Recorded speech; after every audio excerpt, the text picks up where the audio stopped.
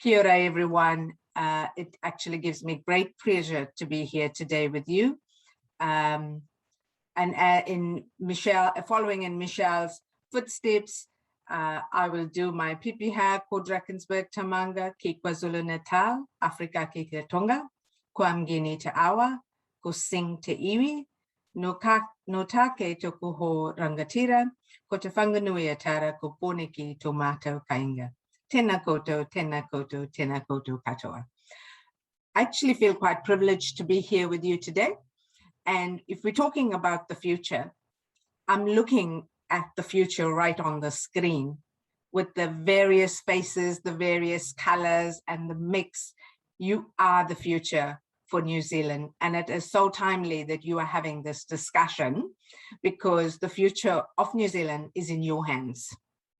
And you know, the ministry is relatively new. I think we are 2 months and a couple of weeks old.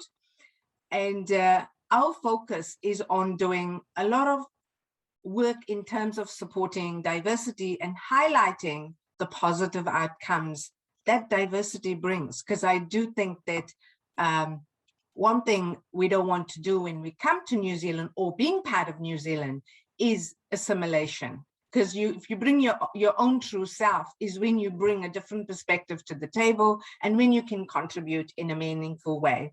So from a ministry perspective, we do have a lot of initiatives that we're wanting to work on and that we're currently working on. And Human Rights Commission is actually here today.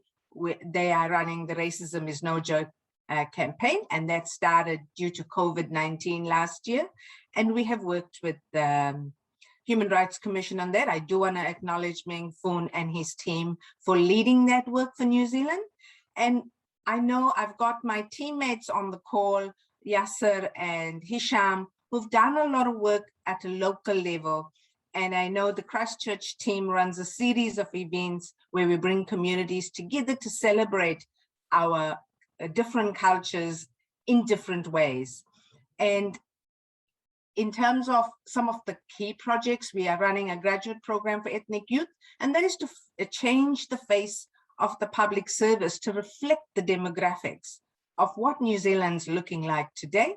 We support the Race Unity Speech Award, and basically our goal is to normalize diversity because we know diversity actually enriches our community, it enriches our lives.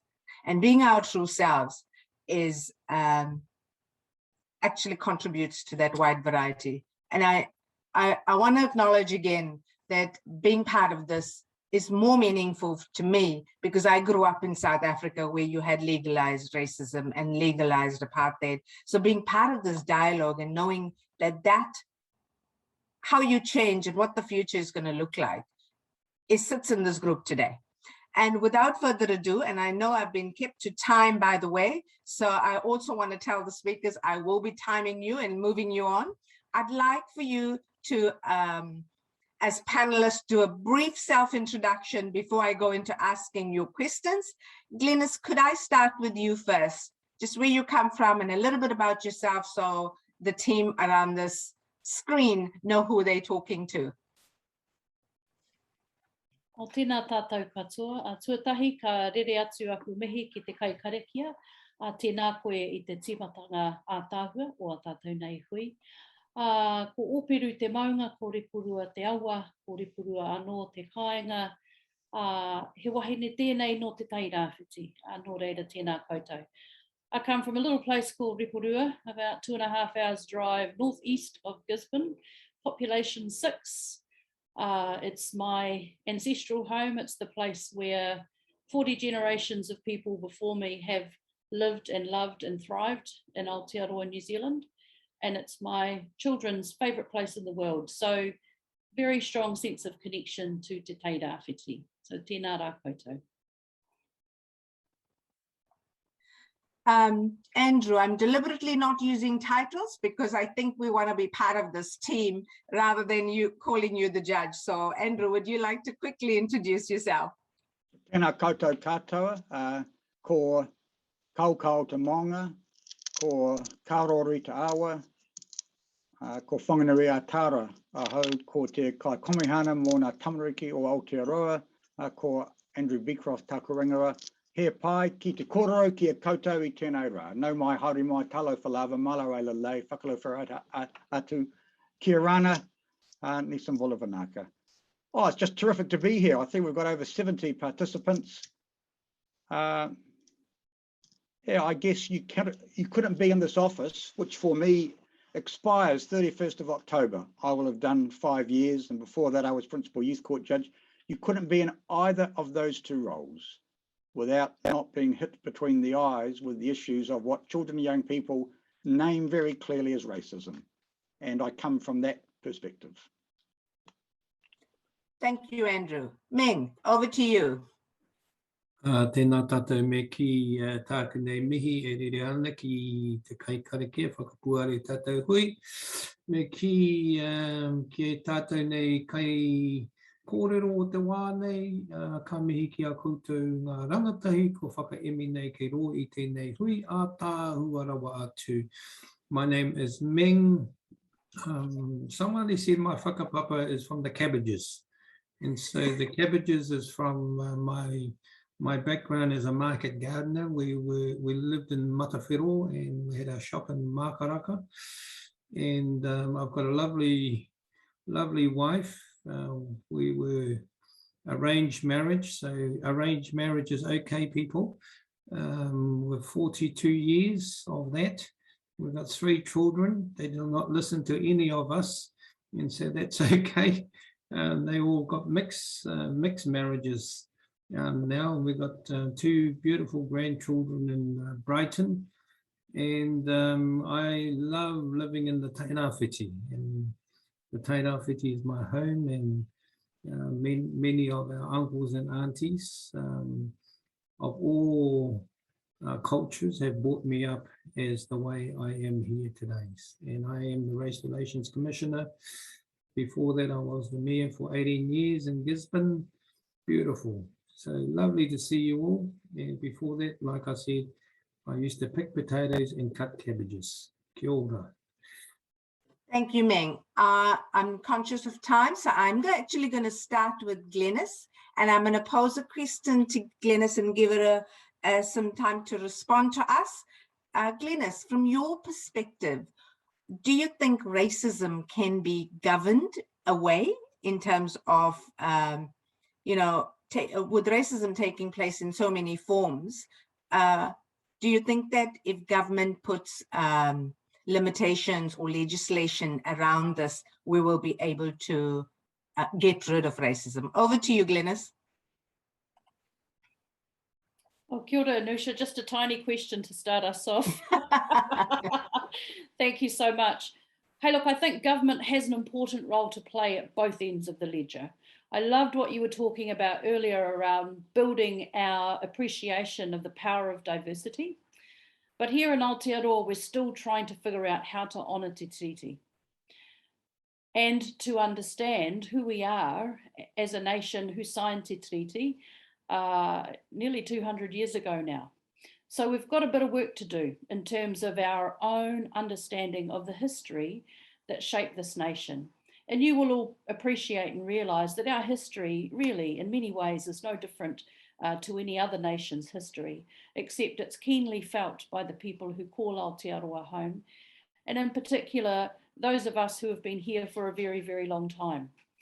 So the government has a key role to play, I think, in ensuring that people who call Aotearoa home understand the history of this place and the intricacies of the relationships that have been built over time.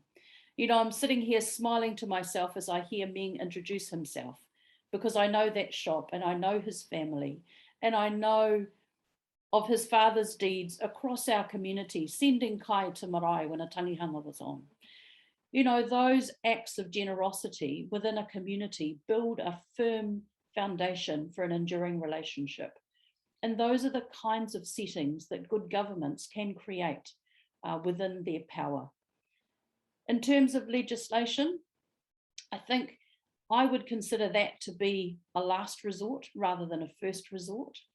I would be looking for us as New Zealanders to work to influence government to create the kinds of settings that will create the conditions for good relationships between people.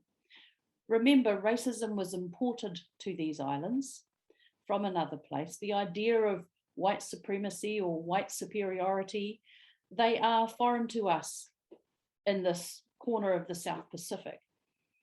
But over time, they have become imbued in the way that we think about what is normal.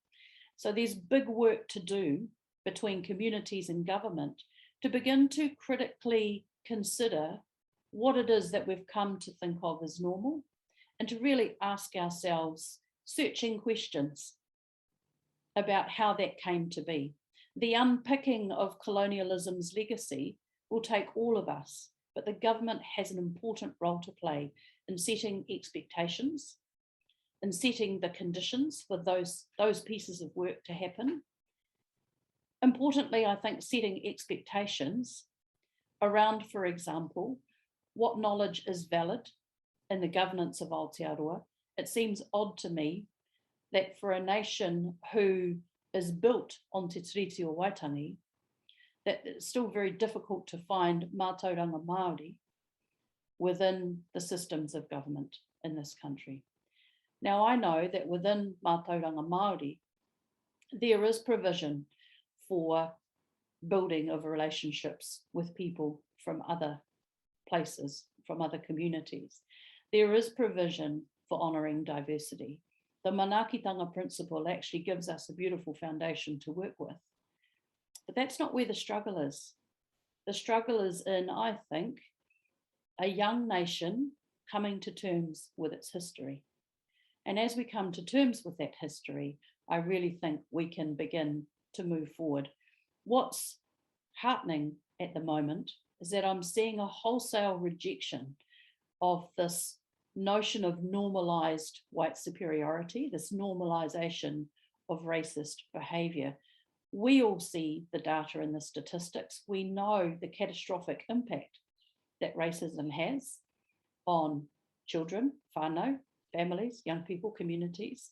We know that when there's discrimination and racism, people at the other end of it fail to thrive. And if we do, we grow up pretty nuggety, but like a puha. Meng knows all about puha. But, you know, we actually become quite resilient, quite determined, and quite forceful as groups of people.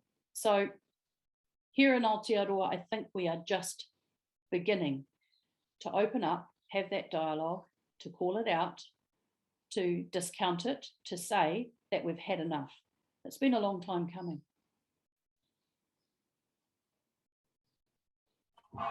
Thank you, Glenis. I just wanted to reflect on what you said, and we had gone around the country to be able to establish what the Ministry for Ethnic Communities should focus on. And one thing we heard consistently from the community was, we've come into New Zealand and it is the land of tangata whenua.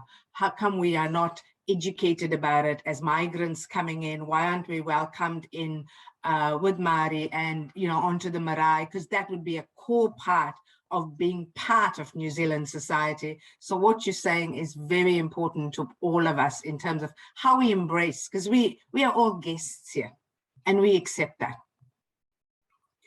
I'm going to move on to Meng. I know Meng has a big job as the Race Relations Commissioner, and the whole country looks to him in terms of making sure that that we all feel safe and have a sense of belonging in New Zealand. And I would like Meng to focus on what does he think is the government's human rights responsibilities with regards to racism. Meng, over to you. Thank you, Anusha, and thank you, Phyllis, for your comments. The government is absolutely key in the role of leadership to ensure that we live in a safe country. And they have signed up to the United Nations Convention to eliminate racism. And so they signed up in 1972. And so here we are today, going to develop the National Action Plan Against Racism. I feel it's not actually against racism. I should feel that we should actually go for the ultimate and eliminate racism. But there's many facets to that elimination of racism. And I'm very pleased to say that the government is going to teach New Zealand history right here in Aotearoa, first and foremost. I'm very pleased to say that Mātariki is the only Māori event that we are going to celebrate here in Aotearoa from 2022. And just note that they arrive on different days. The Tiriti of Waitangi, absolutely we should actually go back to the core fundamentals of the Tiriti of Waitangi to ensure that we develop as a country from that beginning.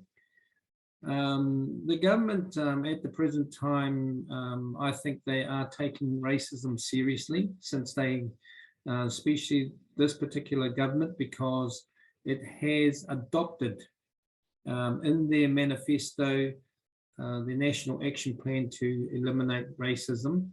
And I'm hopeful that with your support today, that you will be able to contribute to the National Action Plan. It is from the grassroots, it is from your lived experiences, it is from your ideas. We at the Human Rights Commission are going to pretend that we know nothing about it. And so that's a good start. And the implementation is a very important part, and we need to develop that. My thinking is that, and I'm going to say my thinking at the present time because I've got a little smack on the hand, government officials again. My thinking is that the National Action Plan should go through the government electronic tendering service. That means that all people, organizations, NGOs, sports clubs, businesses that wish to actually apply for contracts with the government, they shall adopt and actualize the action plan against racism through that medium. This is nothing new, because there is already social, political, social policies that actually goes through now. If you want to get money to build houses for the government, you have to employ apprenticeships.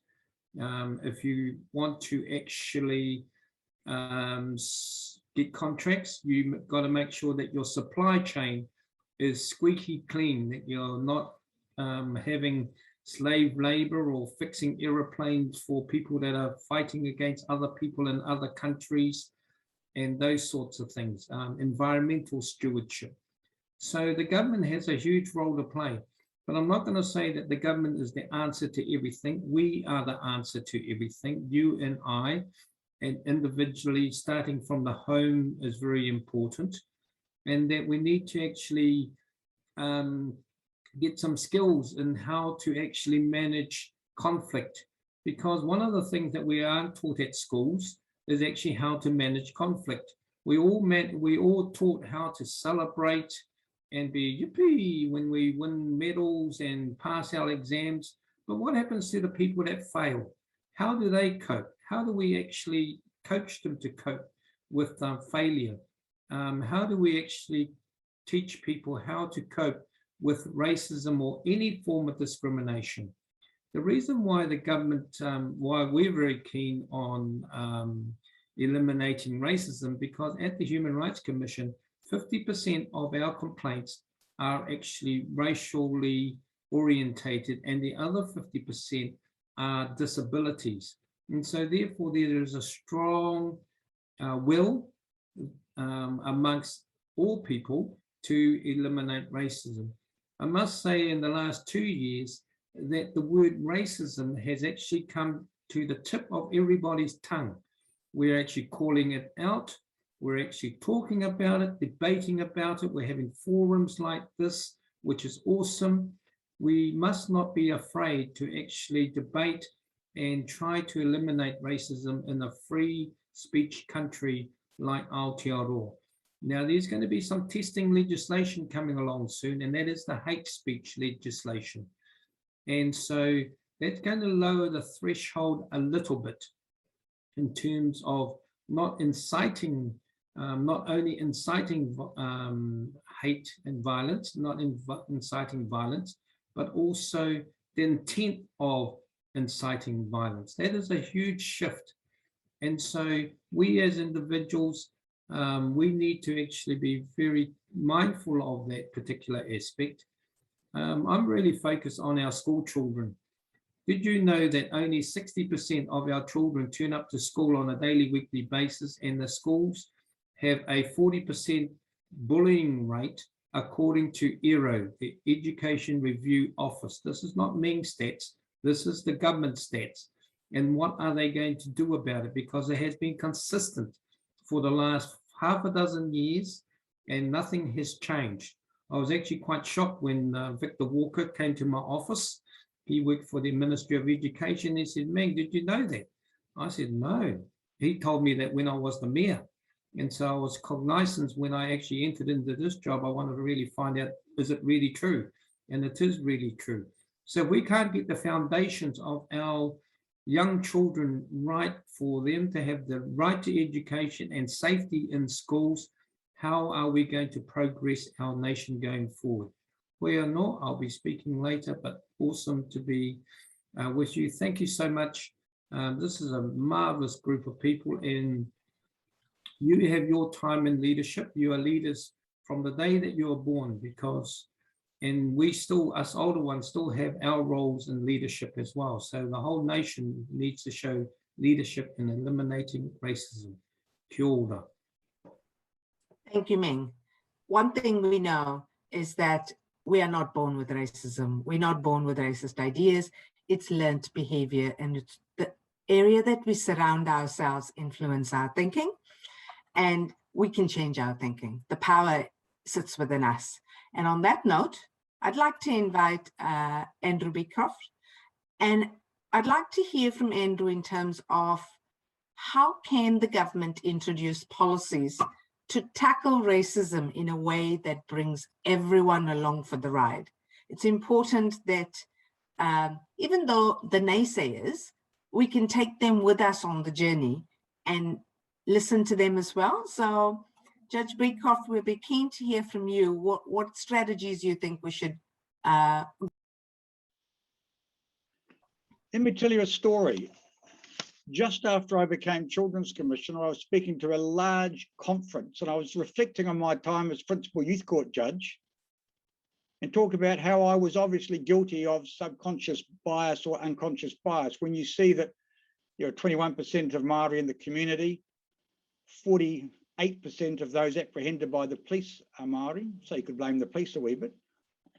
61% of those who are charged in the youth court are Māoris. That's another degree of it getting worse for Māori. But yet when they come to judges, the percentages go up all the time when it comes to who gets bail, who's remanded into police cell custody, who gets a custodial sentence. And I said, there's something about the system that all of us, I said, unconsciously are contributing to. And a Māori elder, a queer who I really respected, stood up in front of this big group and said, Andrew, I've heard you speak about this before, and I know you're an earnest and a decent man, but I understand being unconscious to be horizontal and flat with your eyes shut. What you're speaking about is what you have done when you are upright with your eyes open and your brain functioning. So when will you man up and call what you are doing racism? To loud applause. And, you know, I've always remembered that. And I think it's too easy for us all to hide behind labels like unconscious bias without doing what children and young people do, which is to name racism. So you see, in that context, I think it is hard for the government by law or by policy to change hearts and minds, but the government has to nevertheless. The starting point is the government must put a line in the sand, must point to better ways. A lot of that, I think, is to do with education and to pushing us into thinking about doing things in new ways, but all of us have to do it. What the government does won't count for much unless people like that queer stand up and challenge. And that's what I love about speaking to children and young people in this role. They will consistently challenge schools, principals, teachers, and structures. So, I mean, what the government can do, I think what it has done, I mean, we can just list them. You talked about policy, Matariki becoming an essential part of the public holiday calendar, teaching New Zealand history in schools, Māori Language Week. I mean, listen to TV1 News, even the weatherman does his conscientious best now to speak in Te Reo Māori, and it challenges all of us. We have, I think, real encouragement for affirmative action. I mean, that works. It's controversial, but I think that is a policy that works in the long run. If you speak to Judge Hemi Tomonu, who is the Chief District Court Judge for New Zealand, back in 86, he was the first intake of 6 affirmative action places for Māori students. He came from a background where he was training in the services, and he applied and got it. Now look what influence he has been able to have and change the way we operate in New Zealand and change hearts and minds. Our Governor General designate is a Māori woman. So there's a lot that the government can do to help change our hearts and minds and take us with them. But it's got to be coupled with community, commitment, speaking out and challenge. Together, that momentum, I mean, it has changed enormously. When I sit back and think of my time, I mean, I'm probably one of the oldest here. I graduated, admitted to the bar in 1981.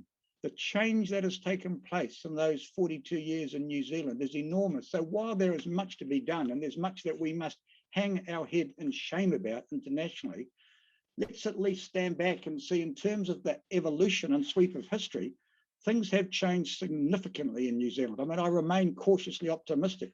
There's a massive job to be done and mountain to climb, but I think the government is starting to take us with them, and I would urge the government to go further. I mean, Glenis and I could talk a lot about how we try to operate as co-commissioners. Why are we, for instance, a government policy wedded to a model of a single chief executive? Oranga Tamariki, I think, is hamstrung by this search for the holy grail of the right chief executive. There have been 11 in my time. Maybe we come to the view the model is wrong. A collaborative power sharing model with Māori, in fact, I think, is the way of the future. There are some of the policies that we really have to, I think, shift the dial with. And there's some much more significant thinking that could take place policy-wise, but it's begun. But it's got to be, as you say, Anusha, policy that takes us with the government. And I think, frankly, most of my generation at least are up for that and ready for it. Thank you very much. I do want to say that there's a lot to be said for affirmative action, especially coming from when South Africa was trying to right the wrongs of the past. And one way to address that was to put in affirmative action so that there was significant progress made within a short amount of time. And it got things moving and changing.